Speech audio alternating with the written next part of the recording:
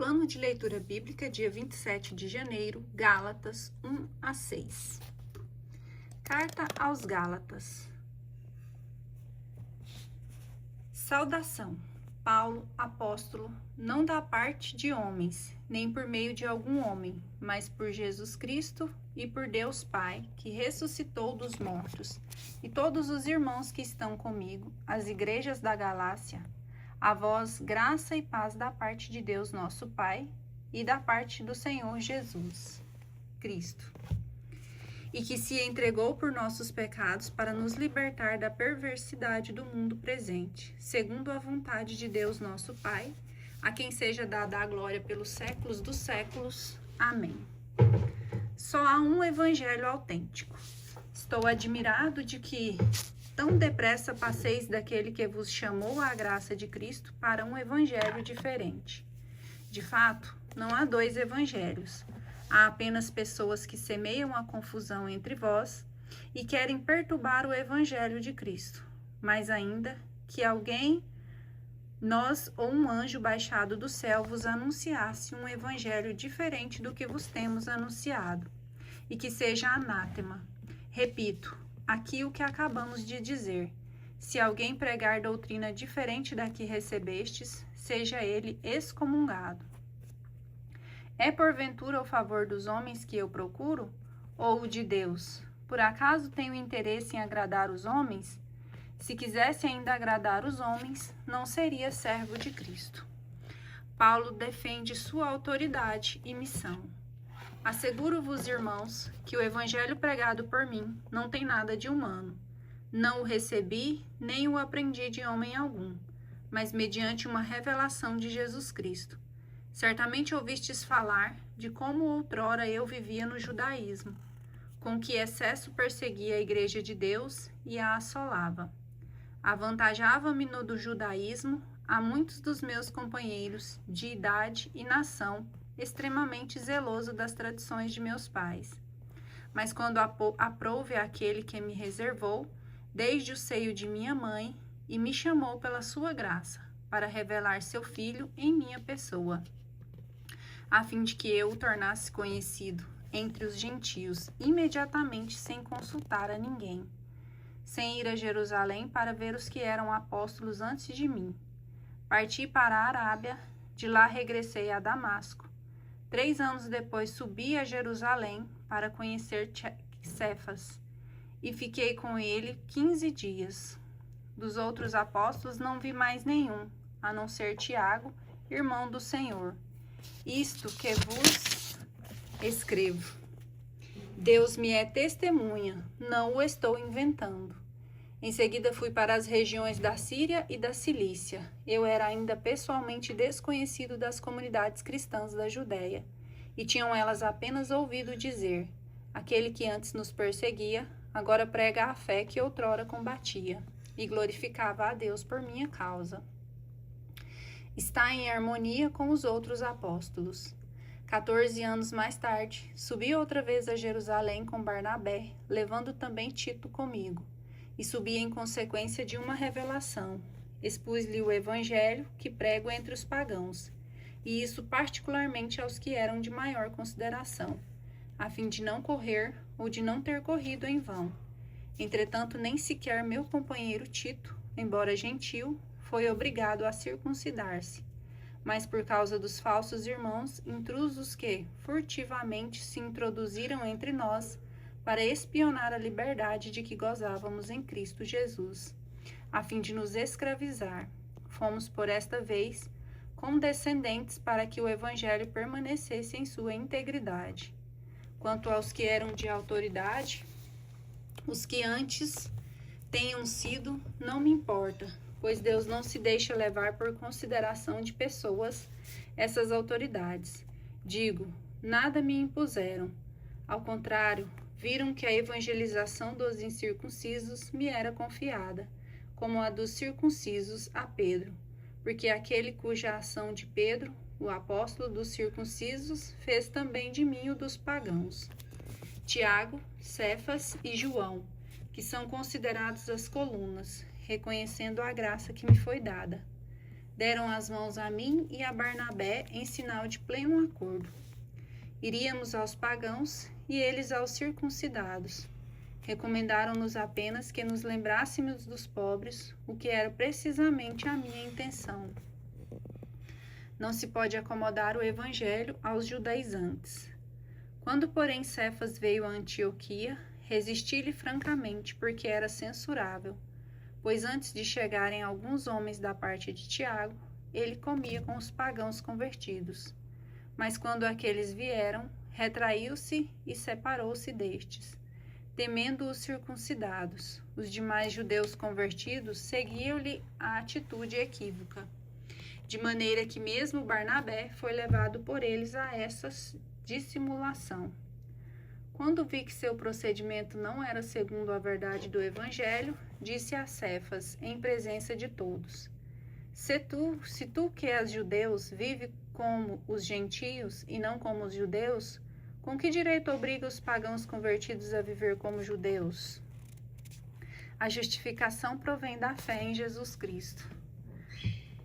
A prática da lei de Moisés não nos torna justos.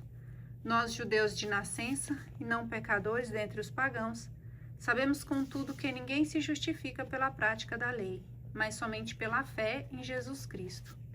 Também nós cremos em Jesus Cristo e tiramos assim a nossa justificação da fé em Cristo, e não pela prática da lei, pois pela prática da lei nenhum homem será justificado, pois se nós que aspiramos à justificação em Cristo, retornamos todavia ao pecado, seria porventura Cristo ministro do pecado? Por certo que não. Se torno a edificar o que destruí, confesso-me transgressor. Na realidade, pela fé, eu morri para a lei, a fim de viver para Deus. Estou pregado à cruz de Cristo.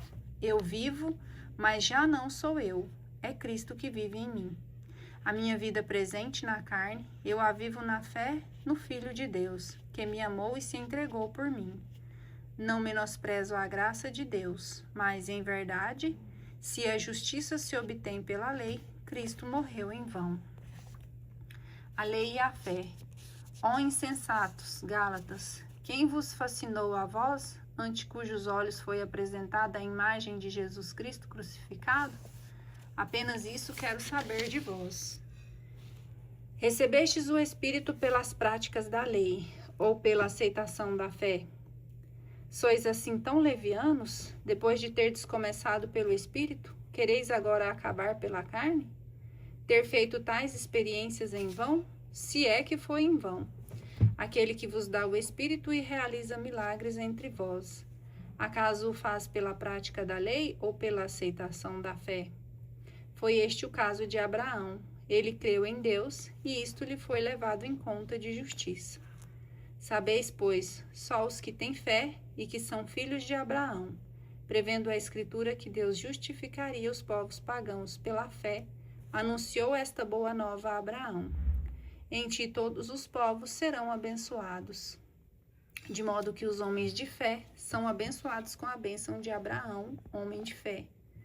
Todos os que se apoiam nas práticas legais estão sob um regime de maldição, pois está escrito: maldito aquele que não cumpre todas as prescrições do livro da lei.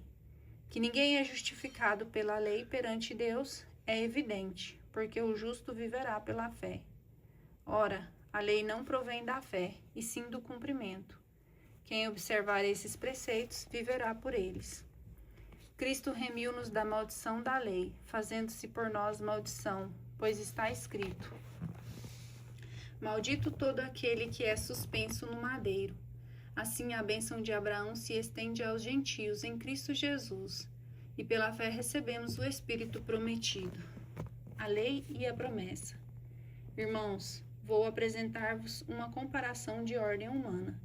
Se um testamento for feito em boa e devida forma, por quem quer que seja, ninguém o pode anular ou acrescentar-lhe alguma coisa. Ora, as promessas foram feitas a Abraão e à sua descendência. Não diz aos seus descendentes como se fossem muitos, mas fala de um só, e a tua descendência isto é, a Cristo. Afirmo, portanto, a lei que veio 430 anos mais tarde. Não pode anular o testamento feito por Deus em boa e devida forma, não pode tornar sem efeito a promessa. Porque se a herança se obtivesse pela lei, já não proviria da promessa. Ora, pela promessa é que Deus deu seu favor a Abraão. Então, o que é a lei? É um complemento ajuntado em vista das transgressões, até que viesse a descendência a quem fora feita a promessa. Foi promulgada por anjos, passando por um intermediário. Mas não há intermediário, tratando-se de uma só pessoa, e Deus é um só. Portanto, é a lei contrária às promessas de Deus? De nenhum modo. Se fosse dada uma lei que pudesse vivificar em verdade a justiça, viria pela lei. Mas a Escritura encerrou tudo sob o império do pecado, para que a promessa mediante a fé em Jesus Cristo fosse dada aos que creem. Somos filhos no Cristo. Antes que viesse a fé, estávamos encerrados sobre a vigilância de uma lei, esperando a revelação da fé. Assim, a lei se nos tornou pedagogo encarregado de levar-nos a Cristo, para sermos justificados pela fé. Mas depois que veio a fé, já não dependemos de pedagogo, porque todos sois filhos de Deus, pela fé em Jesus Cristo. Todos vós que fostes batizados em Cristo, vos revestistes de Cristo. Já não há judeu nem grego, nem escravo nem livre, nem homem nem mulher, pois todos vós sois um em Cristo Jesus. Ora, se sois de Cristo, então sois verdadeiramente a descendência de Abraão, herdeiro segundo a promessa. Explico-me. Enquanto o herdeiro é menor, em nada difere do escravo, ainda que seja o senhor de tudo, mas está sob tutores e administradores até o tempo determinado por seu pai. Assim também nós, quando menores, estávamos escravizados pelos rudimentos do mundo. Mas quando veio a plenitude dos tempos, Deus enviou seu filho, que nasceu de uma mulher, e nasceu submetido a uma lei, a fim de remir os que estavam sob a lei, para que recebêssemos a sua adoção. A prova de que sois filhos é que Deus enviou aos vossos corações o Espírito de seu Filho que clama, Abba, Pai. Já não és escravo, mas filho, e se és filho, então também herdeiro por Deus. Outrora é certo, desconhecendo a Deus, servi aos que na realidade não são deuses.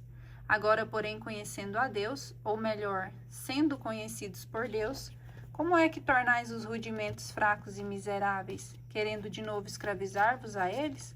Observai dias, meses, estações e anos. Temo que meus esforços entre vós tenham sido em vão. Voltemos à nossa confiança cordial. Irmãos, sede como eu, pois também eu me tornei como vós. Não tenho nenhum motivo de queixa contra vós. Estais lembrados de como eu estava doente, quando pela primeira vez vos preguei o Evangelho, e fui para vós uma provação por causa do meu corpo. Mas nem por isso me desprezastes, nem rejeitastes, antes me acolhestes como um enviado de Deus, como Cristo Jesus. Onde está agora aquele vosso entusiasmo? Asseguro-vos que, se possível fora, teríeis arrancado os vossos olhos para me dar. Tornei-me acaso vosso inimigo, porque vos disse a verdade? Eles vos testemunham amizade com má intenção, e querem separar-vos de mim, para captar a vossa amizade. É maravilhoso receber demonstrações de boa amizade, mas que sejam todas as circunstâncias, e não somente quando estou convosco. Filhinhos meus, por quem de novo sinto dores de parto, até que Cristo seja formado em vós. Quem me dera estar agora convosco, para descobrir o tom que convém à minha linguagem, visto que eu me encontro extremamente perplexo a vosso respeito. Alegoria de Sara e Agar. Dizei-me, vós que quereis estar sujeitos a uma lei, não ouvis a lei? A Escritura diz que Abraão teve 2 filhos, um da escrava e outro livre. O da escrava, filho da natureza, e o livre, filho da promessa. Nesses fatos há uma alegoria, visto que aquelas mulheres representam as 2 alianças. Uma, a do Monte Sinai, que gera para a escravidão, é Agar. O Monte Sinai está na Arábia. corresponde a Jerusalém atual, que é escrava com seus filhos. Mas a Jerusalém lá do alto é livre e esta é a nossa mãe. Porque está escrito: alegra-te, ó estéril, que não davas à luz, rejubila e canta, tu que não tinhas dores de parto. Pois são mais numerosos os filhos da abandonada do que daquela que tem marido. Como Isaque, irmãos, vós sois filhos da promessa. Como naquele tempo, o filho da natureza perseguia o filho da promessa. O mesmo se dá hoje. Que diz, porém, a Escritura? Lança fora a escrava e seu filho, porque o filho da escrava não será herdeiro com o filho da livre. Pelo que, irmãos, não somos filhos da escrava, mas sim da que é livre. Gálatas capítulo 5. É para que sejamos homens livres que Cristo nos libertou. Ficai, portanto, firmes e não vos submetais outra vez ao jugo da escravidão. Consequências práticas, exortações. Conservar a liberdade cristã. Eis que eu, Paulo, vos declaro: se vós circuncidastes, de nada vos servirá Cristo. E atesto novamente a todo homem que, se circuncidar, ele está obrigado a observar toda a lei. Já estáis separados de Cristo, vós que procurais a justificação pela lei. Decaístes da graça. Quanto a nós, é espiritualmente da fé que aguardamos a justiça esperada. Estar circuncidado ou incircunciso de nada vale em Cristo Jesus, mas sim a fé que opera pela caridade. Corrieis bem. Quem, pois, vos cortou os passos para não obedecerdes à verdade? Esta sugestão não vem daqueles que vos chama. Um pouco de fermento leveda toda a massa. Tenho confiança no Senhor, a vosso respeito, que de maneira alguma mudareis de sentir. Portanto, quem vos perturbar responderá por isso, seja quem for. Se é verdade, irmãos, que ainda prego a circuncisão, por que então sou perseguido? Assim o escândalo da cruz teria cessado. Oxalá acabem por mutilar-se os que vos inquietam. Não abusar da liberdade, viver vida espiritual. Vós, irmãos, fostes chamados à liberdade. Não abuseis, porém, da liberdade como pretexto para prazeres carnais. Pelo contrário, fazei-vos servos uns dos outros pela caridade, porque toda a lei se encerra num só preceito: amarás o teu próximo como a ti mesmo. Mas se vos mordeis e vos devorais, vede que não acabeis por vos destruirdes uns aos outros. Digo, pois, deixai-vos conduzir pelo Espírito, e não satisfareis os apetites da carne. Porque os desejos da carne se opõem aos do Espírito, e esses aos da carne, pois são contrários uns aos outros. É por isso que não os fazeis o que queríeis. Se, porém, vos deixais guiar pelo Espírito, não estáis sob a lei. Ora, as obras da carne são essas: fornicação, impureza, libertinagem, idolatria, superstição, inimizades, brigas, ciúmes, ódio, ambição, discórdia, partidos, invejas, bebedeiras, orgias e outras coisas semelhantes. Dessas coisas vos previno, como já vos preveni: os que a praticarem não herdarão o reino de Deus. Ao contrário, o fruto do Espírito é amor, caridade, alegria, paz, paciência, afabilidade, bondade, fidelidade, brandura, temperança. Contra essas coisas não há lei, pois os que são de Jesus Cristo crucificaram a carne, com as paixões e concupiscências. Se vivemos pelo Espírito, andemos também de acordo com o Espírito. Não sejamos ávidos da vanglória, nada de provação, nada de inveja entre nós. Gálatas capítulo 6. Demonstração de caridade. Irmãos, se alguém for surpreendido numa falta, vós que sois animados pelo Espírito, admoestai-os em espírito de mansidão, e tem cuidado de ti mesmo, para que não caias também em tentação. Ajudai-vos uns aos outros a carregar os vossos fardos, e deste modo cumprireis a lei de Cristo. Quem pensa ser alguma coisa não sendo nada, engana-se a si mesmo. Cada um examine o seu procedimento, então poderá gloriar-se do que lhe pertence e não do que pertence a outro. pois cada um deve carregar o seu próprio fardo. Aquele que recebe a catequese da palavra, reparta de todos os seus bens com aquele que o instruiu. Não vos enganeis, de Deus não se zomba. O que o homem semeia, isso mesmo colherá. Quem semeia na carne, da carne colherá a corrupção. Quem semeia no Espírito, do Espírito colherá a vida eterna. Não nos cansemos de fazer o bem, porque a seu tempo colheremos, se não relaxarmos. Por isso, enquanto temos tempo, façamos o bem a todos os homens, mas particularmente aos irmãos na fé. Conclusão e desejo final. Vede com que tamanho de letras vos escrevo, de próprio punho. Os que vos obrigam à circuncisão são homens que se querem impor, só para não serem perseguidos por causa da cruz de Cristo, pois nem os próprios incircuncisos observam a lei e se fazem questão que vos mandei circuncidar, é para ter motivo de se gloriarem na vossa carne. Quanto a mim, não pretendo jamais gloriar-me, a não ser na cruz de nosso Senhor Jesus Cristo, pela qual o mundo está crucificado para mim, e eu para o mundo. Porque a circuncisão e a incircuncisão de nada valem, mas sim a nova criatura. A todos que seguirem esta regra, a paz e a misericórdia, assim como ao Israel de Deus. De hora em diante, ninguém me moleste, porque trago em meu corpo as marcas de Jesus. A graça de nosso Senhor Jesus Cristo esteja com o vosso espírito, irmãos. Amém.